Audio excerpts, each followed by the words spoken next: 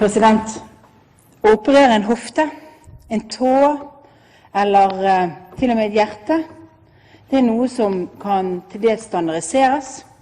Det stort sett avhengig av de biologiske spørsmålene, og de personlige tingene ved siden av kommer inn som tilleggsforstyrrelser for legene. Når det gjelder psykiske, psykiatriske spørsmål, så det kanskje motsatt. Spiseforstyrrelse en lidelse vi ikke helt vet hvorfor oppstår. Men vi vet heller ikke hva det som gjør at det går vekk. Det fortsatt et område hvor vi trenger masse ny utprøving av metoder, mer kunnskap, andre måter å jobbe på, og hvor egentlig statsråden burde vært søkende etter bedre tilbud, i stedet for å være systemforsvarer, for at det offentlige det riktige, og uansett hva slags tilbud, så det bedre at offentlig bygger det opp, enn et tilbud som faktisk prøvd, og som de som har trengt hjelpen, over tid har vist seg å være et godt tilbud.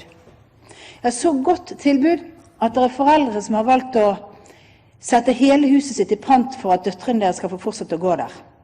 Så godt tilbud at det finnes offentlige poliklinikker som lar være å ansette psykolog for å bruke alle de pengene for å betale for et opplegg på denne institusjonen, som andre altså ikke får et tilbud av psykolog i det området, fordi de vet at hvis de hadde gått til helseforetaket, så hadde personen blitt tvangsinnlagt, hadde blitt tvangsforet.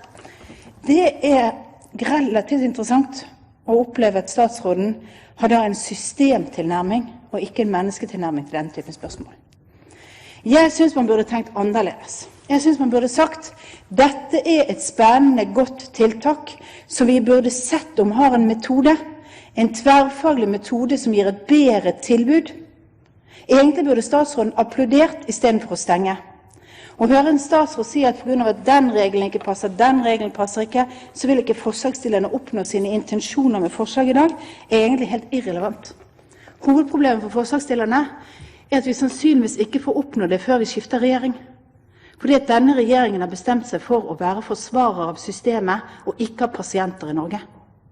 De har bestemt seg for at de ikke vil prøve å se etter nye behandlingsmetoder for noe av det som vanskeligst å behandle, nemlig psykiatriske, psykologiske lidelser som ingen har fasitsvar på i dag.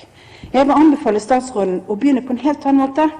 Oppfatte seg som ombudsmann for de unge jentene. Oppfatte seg at hun har fått det politiske tillitsvervet hun har, fordi hun skal hjelpe folk, og at hun da faktisk må finne en løsning på saken, i stedet for å finne alle grunner til ikke å gjøre noe. Så min oppfordring, president, det at statsråden bestemmer seg for at denne saken skal løses, for her har vi mye å lære. Og det burde statsråden sagt nå fra talerstolen, i stedet for å finne på alle mulige unnskyldninger for hvorfor systemet viktigere enn mennesker.